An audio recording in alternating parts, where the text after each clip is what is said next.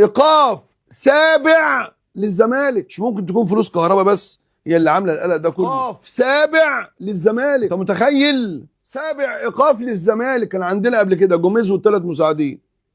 ايوه ابو الكباتن، بس معلش انا عندي سؤال صغير لو مش هيضايق حضرتك. يعني هو مش نفس الاتحاد الدولي اللي جايب 7 ايقافات للزمالك ده هو نفس الاتحاد الدولي لكرة القدم اللي جاب اللي حق على الكهرباء، ولا حكم لصالح الزمالك في قضية كهرباء؟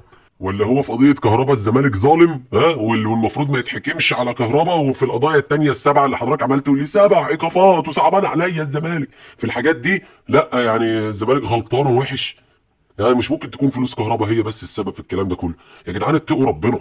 الزمالك كان عندنا قبل كده جوميز والثلاث مساعدين وجروس وفرجاني ساس، ادي 6 ايقافات. ماشي. جه ايقاف سابع اعلنوا الفيفا اليوم.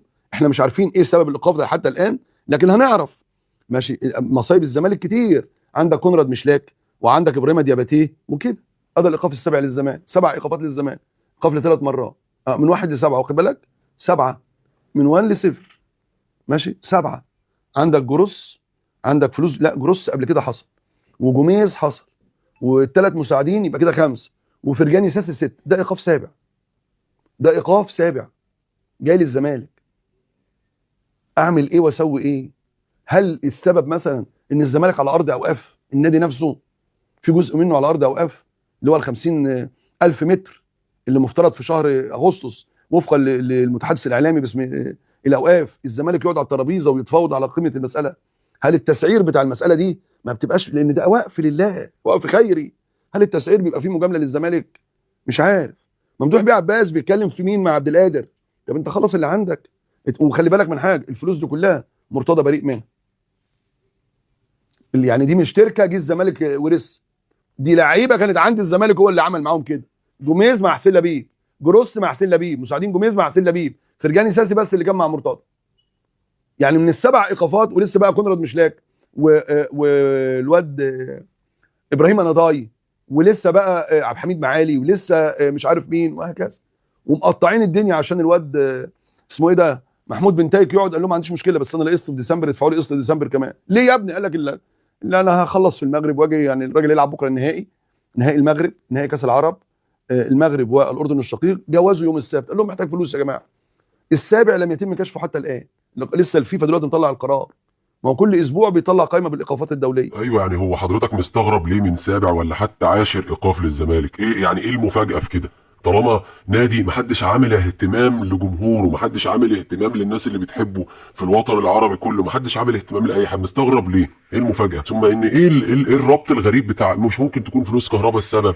يعني هو حضرتك دلوقتي لو حصلت لك ازمه كنادي اهلي اقول لك يبقى قصه حسام غالي اللي حصلت دي السبب؟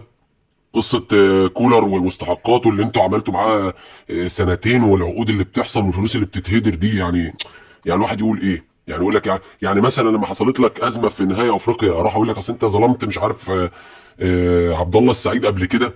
يعني مش فاهم يعني، او العكس.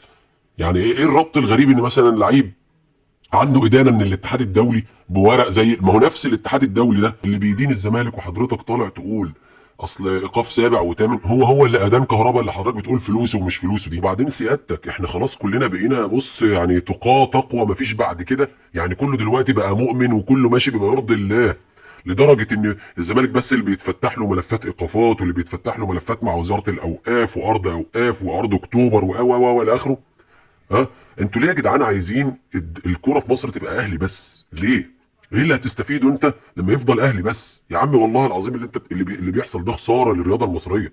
انت مش هتبقى مبسوط لما انا اقع ويحصل لي حاجه، مش هتبقى في مصلحتك. جو البطولات الاحاديه ده والله ما هيفيدك، مش هيفيدك. وجود الزمالك عنصر اساسي في فرحتك انت اصلا كنادي.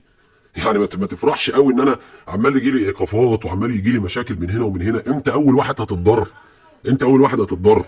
ما الحكايه معاك يعني، او معاكم انتوا كصف اول في الاعلام الاهلاوي او ناس ما شابه ذلك. الحكايه واخده مفهوم غلط جدا. دوس ادي صدر للزمالك، اعمل. مفيش حد يقول لك لا يا جماعه نحل مشكله النادي ده، نادي عريق ونادي هو القطب الثاني للكره المصريه. يعني في وجهه نظر القطب الاول يعني، بس في وجهه نظركم انتوا الا كله عمال يقول فين يوجعك يا زمالك وعادي. والله بكره تندموا على اللي انتوا بتعملوه ده، لما مكاسبكم بقاش ليها طعم اصلا. خسارتكم تبقى من فرق تعبانه ملهاش برضه دور ولا ليها شكل كده. خليكم براحتكم وضميركم انتوا قدام ربنا مسؤولين عنه. السلام عليكم.